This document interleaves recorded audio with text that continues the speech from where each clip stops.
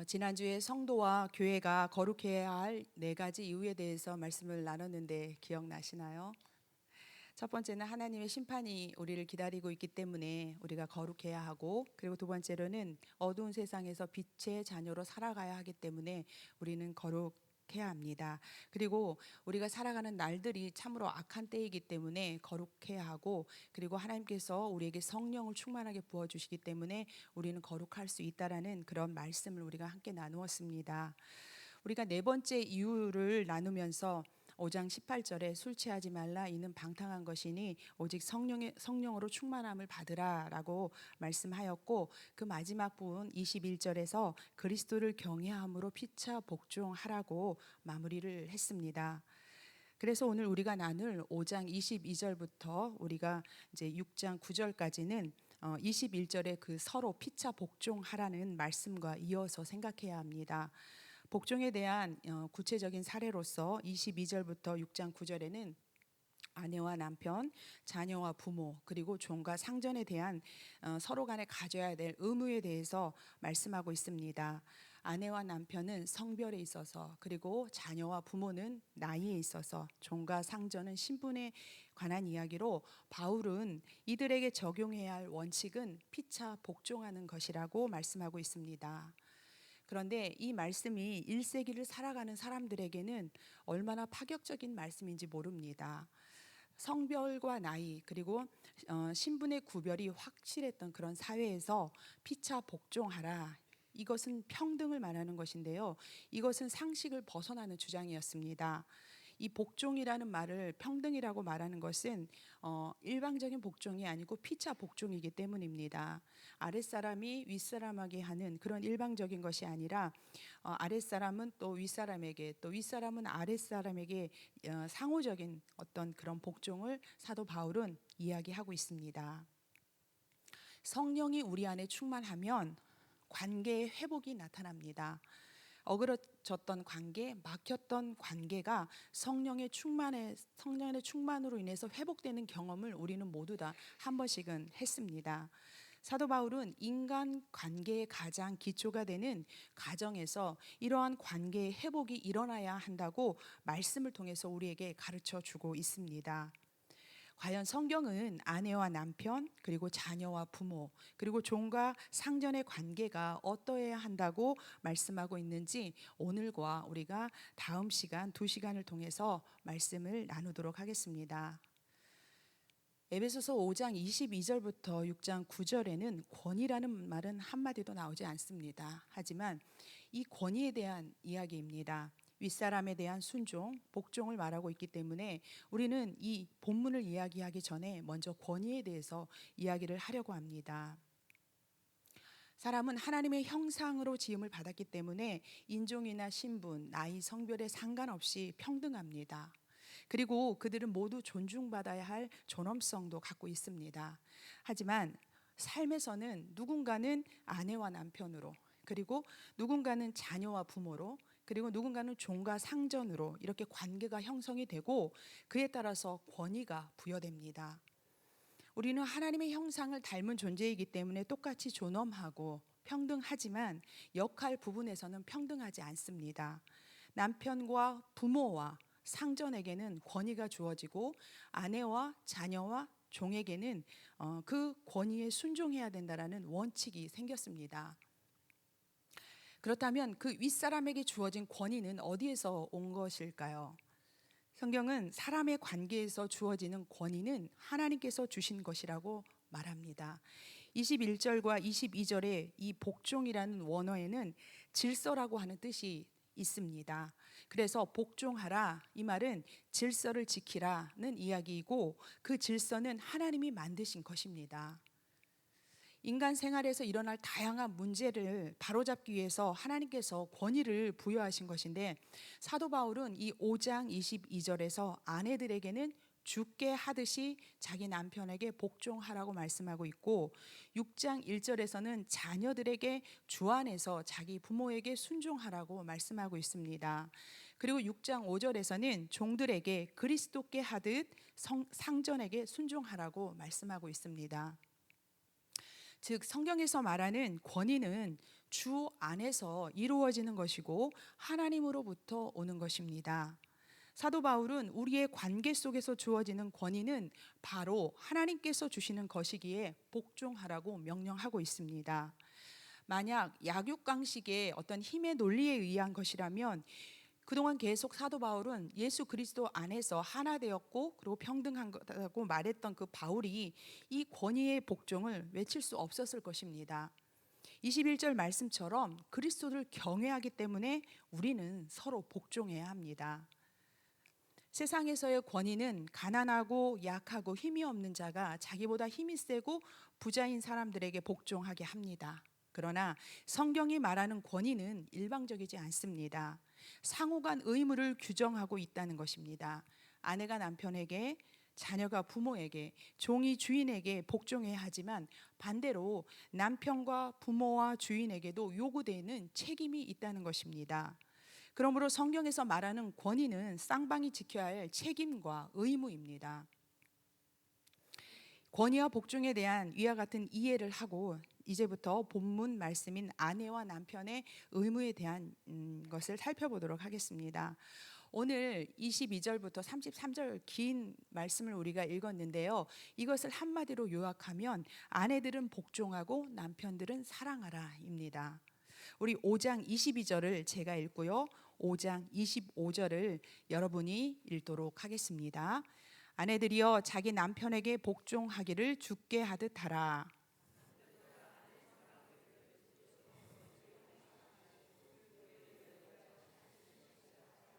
아멘. 유대인 남자들은 아침마다 일어나서 하는 감사 기도가 있다고 합니다. 하나님, 제가 이방인으로 태어나지 않게 하셔서 감사합니다. 하나님, 제가 여자로 태어나지 않게 해주셔서 감사합니다. 하나님, 그리고 제가 종으로 태어나지 않게 해주셔서 감사합니다. 이렇게 기도한다고 합니다. 유대인들은 여자를 비천한 존재로 보았습니다. 여자는 남편이 마음대로 할 수 있는, 처분할 수 있는 재산에 불과했습니다. 헬라인들은 아내는 자녀를 돌보고 가정일을 하는 사람일 뿐이었지 인격적인 교제의 대상은 아니었습니다. 결혼을 해서 아내를 통해서 아이는 낳기는 하지만 그 이후에는 쾌락의 대상을 그 아내가 아닌 다른 사람에게서 찾았고 그리고 교제와 대화의 대상도 가정 밖에서 찾았습니다. 이 바울이 편지를 쓸 때 당시 헬라 시대의 가정은 붕괴되어 있었습니다. 로마 제국에서 딸과 아내는 남편의 소지품이었어요. 그래서 여성에게는 지위라는 것이 없었습니다. 당시 그렇게 아무것도 무능하고 비천한 여성의 상태를 헬라어로 임베킬리타스라고 했는데요. 이 영어로 바보 천치가 임버실러티라고 합니다. 그런데 이 임버실러티가 바로 임베킬리타스라는 그 헬라어 여성의 무능함에서 왔다는 그런 이야기입니다. 사도 바울은 바로 이러한 어두운 배경하에서 아내들에게 복종을 요구하고 있고 남편들에게는 사랑을 외쳤던 것입니다. 존재감이라고는 1도 없었던 아내들에게 복종하라는 말은 당연한 말이었습니다. 오히려 무능하고 가치 없는 아내들을 사랑하라는 명령은 이 명령을 받은 남편들은 엄청난 충격을 받았을 것입니다. 현대의 여성들은 왜 아내가 남편에게 복종해야 하냐면서 이 에베소서 5장 22절의 말씀을 들으면 기분 나빠합니다. 하지만 사도 바울은 남성을 높이고 여성을 하대하기 위해서 그리고 여성을 남성 아래 두기 위해서 이 말씀을 한 게 아니었습니다. 오히려 존재를 인정받지 못하는 여성들을 하나님의 질서로 바로잡기 위해서 이 말씀을 선포했던 것입니다. 당시 사회는 여자와 어린이, 종에게 주목하지 않았습니다. 굴욕과 착취와 억압 속에 갇혀있던 그들을 향해 다가오신 분이 바로 우리 예수 그리스도이십니다. 멸시받던 여인들을 인격적으로 대우해 주셨어요. 그리고 그 멸시받던 그 여인들을 당신의 사역의 파트너로 삼아 주셨습니다. 그리고 원치 않는 아이가 태어나면 거침없이 광장에 내다 버렸습니다. 그래서 원하는 사람이 누구든 데려가서 노예로 쓰던가 아니면 매춘부로 기르도록 방치한 그러한 사회에서 예수님은 아이들이 내게 오는 것을 금하지 말아라. 천국이 이들의 것이다라고 그렇게 말씀하신 분도 예수님이셨습니다. 예수님의 이런 가르침을 받은 초대교회는 교회 문만 열고 나가면 차별과 억압이 난무한 세상에서 그런 세상과는 달리 교회 안에서는 여자와 어린이와 종이 이런 사회적 약자를 인정하고 함께하는 새로운 공동체가 되었던 것입니다. 우리 이제 5장 22절부터 24절을 우리 한 절씩 교독하도록 하겠습니다. 제가 먼저 읽겠습니다. 아내들이여 자기 남편에게 복종하기를 주께 하듯 하라.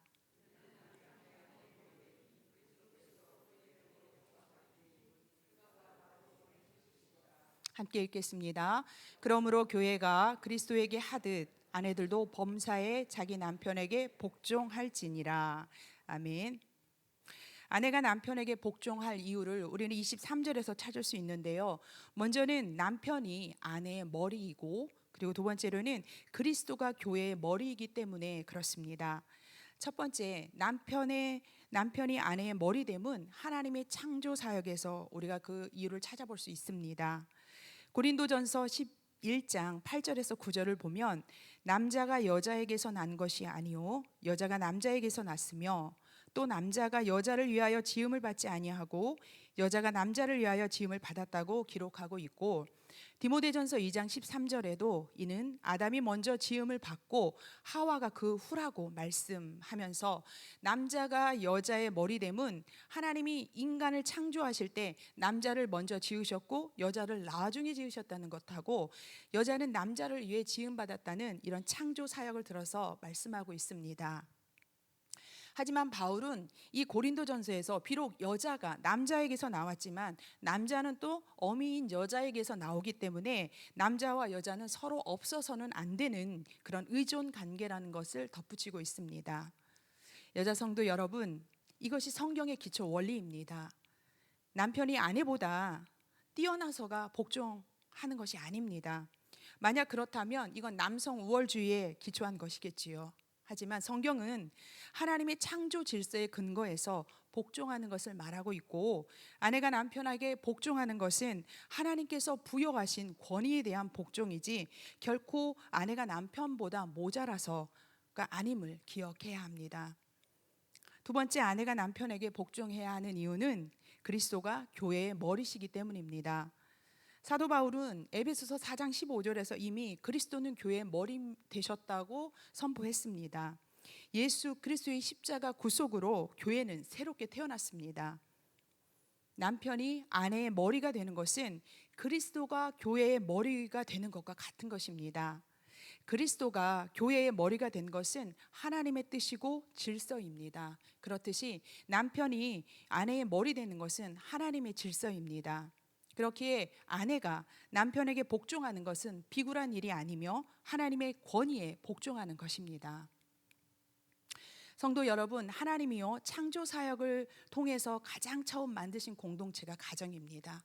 그리고 예수님의 그 구속 사역으로 가장 처음 만든 공동체가 교회입니다.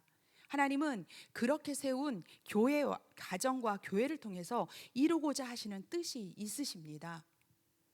그렇게 사탄은 이 두 공동체를 무너뜨리기 위해서 우리의 질서를 혼란시키고요, 그리고 문화를 통해, 그리고 거짓 교리를 통해서 일해왔습니다. 가정이 무너지면 교회가 아무리 부흥해도 소용없습니다. 아니, 가정 없는 교회는 있을 수 없고 교회 없는 가정도 있을 수 없기 때문에 가정과 교회는 함께 가야 할 하나님의 작품입니다. 그러면 하나님은 아내가 남편에게 복종함으로 어떤 일을 이루시려는 것일까요? 그것은 하나님이 세우신 최초의 공동체인 가정을 올바로 세우기 위한 것입니다. 가정은 생육하고 번성해서 땅의 충만함으로 하나님의 나라를 이루는 것이고, 그리고 가정에서 하나님의 말씀으로 양육함으로 의로운 하나님의 나라를 세워가는 것이 하나님의 뜻입니다. 가정 안에 하나님이 세운 질서가 무너지면 가정을 통해서 이루고자 하시는 하나님의 계획이 무너지는 것입니다. 여성 상위 시대를 넘어 여성 우월 시대라 해도 될 만큼 여성 권리가 신장되었습니다. 세상 사람들은 아내들이 남편에게 복종하라는 이 말씀을 불평등을 대표하는 주장이라고 할지 모르지만 성경에서 말하는 질서를 깨닫는다면 아내들의 복종은 남편들에 대한 복종을 넘어서 하나님의 질서에 대한 복종임을 알 수 있게 됩니다. 우리 몸속에는 갈비뼈가 있죠. 이 갈비뼈의 주 역할은 뭐냐면 척추를 중심으로 타원을 이루면서 우리의 폐와 그리고 심장과 같은 중요한 장기를 보호하는 게 주 역할입니다. 하나님이 아담의 갈비뼈를 취해서 하와를 만드셨지요. 그런데 왜 그 많은 뼈들 중에 왜 갈비뼈일까요? 튼튼하기로 하면 척추뼈가 대단하지 않을까요? 2번 척추뼈를 딱 뽑아가지고 하와를 지으셨으면 어땠을까요? 그것은 갈비뼈가 우리의 생명을 그 생명을 상징하는 심장을 보호하는 것처럼 가정의 심장인 남편을 지키고 보호하는 역할이 갈비뼈로 빚어진 아내에게 있음을 상징합니다. 밖으로부터의 공격을 감싸줘야 하는 게 아내의 역할인 것입니다.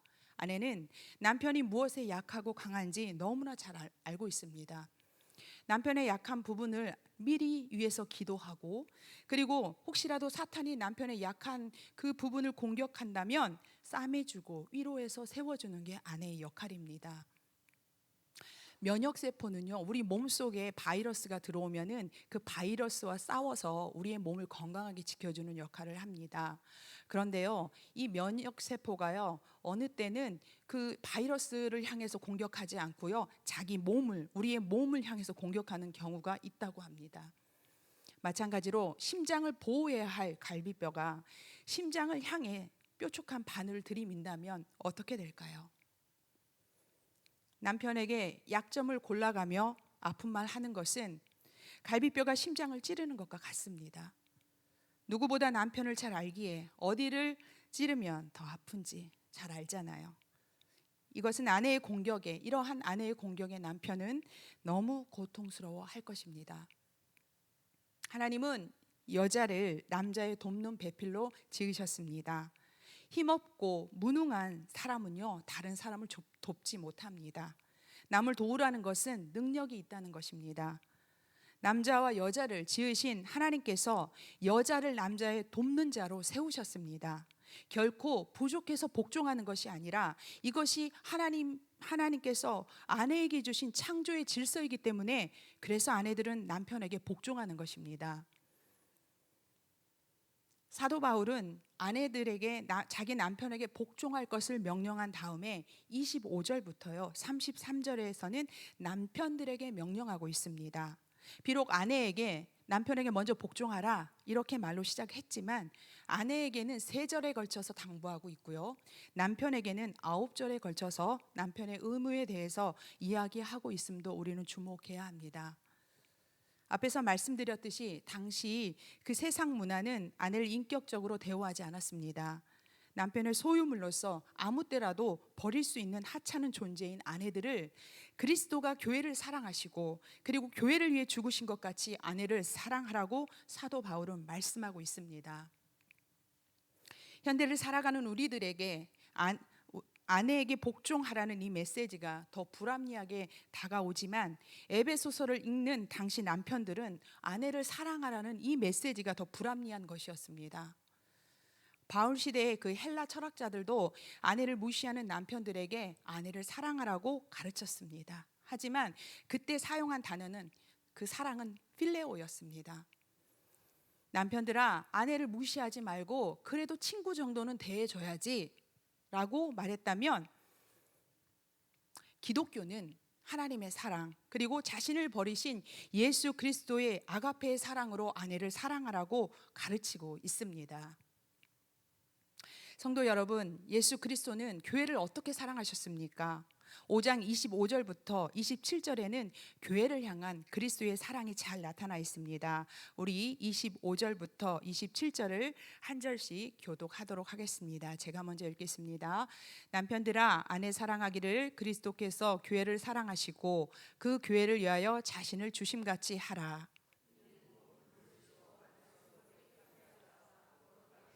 함께 읽겠습니다. 자기 앞에 영광스러운 교회로 세우사 티나 주름 잡힌 것이나 이런 것들이 없이 거룩하고 흠이 없게 하려 하심이라. 아멘. 예수 그리스도는 교회를 사랑하셨고 교회를 위해 자신을 주셨습니다. 그는 자신을 주시기까지 교회를 사랑하신 이유는 교회를 깨끗하게 하고 거룩하게 해서 그리스도 앞에 흠이 없는 자로 세우기 위함입니다. 깨끗한 신부로서 거룩하고 흠이 없게 하려는 것이었습니다. 그 남태평양 어느 섬에서 있었던 일인데요. 그곳에서는 신랑 될 사람이 신부 아버지에게 그 결혼 지참금을 주는 풍습이 있었습니다. 보통은 소 2마리나 3마리를 주는데요.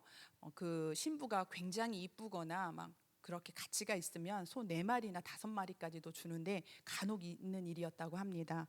그런데 신랑 존이라는 이 신랑이 신부 아버지에게 소를 자그마치 8마리나 줬대요. 그래서 사람들이 그거는 뭐 그 섬 역사상 없었던 일인데, 그래서 얼마나 신부가 예쁘면 소 8마리를 줬을까 하면서 그 신부 보는 걸 굉장히 궁금해했다고 합니다. 하지만 이 조니가 사랑한 사리타는 마른 편에, 그리고 어깨는 축 처져 있고 늘 자신감이 없었던 그런 여성이래요. 그런데요, 이 조니가 아버지에게 준 그 소 8마리 때문에요, 이 여인이 변하기 시작했습니다. 그녀의 눈은요, 자신감이 가득 찼고 사랑으로 가득 찼고 축 처졌던 어깨에는 당당함과 아름다움을 소유한 여인이 되었다고 합니다. 조니는 이 사리타가 외모로 보면 소 2마리만 줘도 되겠지만 그 자기가 사랑하는 그 여인을 위해서, 그 여인의 가치를 높이기 위해서 자신이 아주 큰 대가를, 많은 투자를 했고, 그만큼 사리타는 아름다움을 소유한 여인이 되었습니다. 제가 지난주에 일주일이 행복하려면 뭐를 하라 그랬죠? 결혼을 해라 그랬죠. 이 결혼의 그 기쁨이 일주일밖에 되지 않는다라는 그런 비유의 말이었는데, 아내가 사랑스러워서 사랑하는 게 아니라 사랑하면 아내가 사랑스러워집니다. 네. 2000년 교회 역사에서 교회는 늘 부족하고요, 그리고 타락한 모습으로 주님의 마음을 아프게 했습니다. 그럼에도 주님은 교회를 사랑하셨습니다. 교회가 하나님의 말씀을 잘 지키고 교회로서의 사명을 잘 감당해서 주님께서 사랑하신 것이 아닙니다. 주님은 교회의 부족한 그 모습 그대로를 사랑하셨고, 26절 말씀처럼 물로 씻어 말씀으로 깨끗하게 하사 거룩하게 세워오셨고, 그렇게 또 교회를 앞으로도 세워가실 것입니다. 마찬가지입니다. 아내가 흠없고 아름다워서 사랑하는 것은 세상 사람들의 사랑 방식입니다. 불같은 사랑이 식어지면 다른 사랑을 찾아가는 그런 사랑이 아니라, 아내가 부족해도 연약해도 또 사랑이 식어서 가족으로 살아가도 머리된 남편은 아내를 지키고 사랑하는 게 그리스도를 본받는 사랑임을 명심하시기 바랍니다. 혹시라도 남편 되는 성도님들 마음속에 아내를 무시하고 존중하지 않는 분들 계십니까? 오늘 본문 28절에서는 자기 아내를 사랑하는 자는 자기를 사랑하는 것이라고 말씀하셨습니다. 남자가 부모를 떠나 아내와 합하여 둘이 한 육체가 되었기에 둘은 하나이고, 그렇기에 아내를 사랑하지 못하는 것은 자기를 사랑하지 못하는 것입니다. 아내들도 마찬가지입니다. 남편에게 순종하지 않고 남편을 존중하지 않으면서 사랑받기 원하는 것은 이기적인 마음입니다. 남편에게 귀 기울이고 남편의 마음을 지지하고 존중해 주어야 합니다. 아멘이 안 나오네요. 하나님은 남자와 여자를 다르게 만드셨습니다. 보통 남자는 인정받고 싶은 욕구가 강하고요, 여자는 사랑받고 싶은 욕구가 강하다고 합니다. 이 인정받기 원하는 남편들을 향해서요, 아내들이요, 남편에게 복종하라. 그리고 사랑받기 원하는 아내들을 위해서 남편들아 아내를 사랑하라고, 이렇게 사도 바울은 하나님이 만드신 남성성과 여성성을 정확히 이해하고 있고 그렇게 지혜롭게 명령하고 있습니다. 복종과 사랑은 결코 다른 것이 아닙니다. 복종한다는 것은 누군가에게 자신을 내어준다는 것이고요, 그리고 사랑한다는 것은 누군가에게 자신을 포기하는 것입니다. 그래서 복종과 사랑은 똑같은 것입니다. 사랑받는 아내라면 자발적이고 겸손한 마음으로 남편의 뜻을 따를 것입니다. 그리고 존중받고 인정받는 남편은 반드시 아내를 사랑할 것입니다. 가정이 붕괴되고 있습니다. 한 지붕 아래 남편 따로, 아내 따로, 자식 따로 살아가는 그런 세상이 되었습니다. 지분이 있는데 가정이 사라져가는 슬픈 세상이고, 평등을 주장하느라 하나님의 창조 질서가 깨어진 세상입니다. 무엇이 평등일까요? 하나님의 질서 안에서 남편과 아내가 서로를 사랑하고 서로를 존중하는 게 참된 평등이라고 생각합니다. 가정이 살아야 교회가 살고, 교회가 살아야 나라가 삽니다. 가정의 행복 없이 교회가 행복할 수 없고 부흥할 수도 없습니다. 우리 성산교회에 속한 가정이 하나님의 창조 질서로 회복되시기를 예수님의 이름으로 축복합니다. 마지막으로 우리 다 함께 5장 33절을 읽고요, 설교를 마치도록 하겠습니다. 우리가 마음을 다해서 우리 5장 33절을 읽겠습니다. 그러나 너희도 각각 자기의 아내 사랑하기를 자신같이 하고 아내도 자기 남편을 존경하라. 아멘.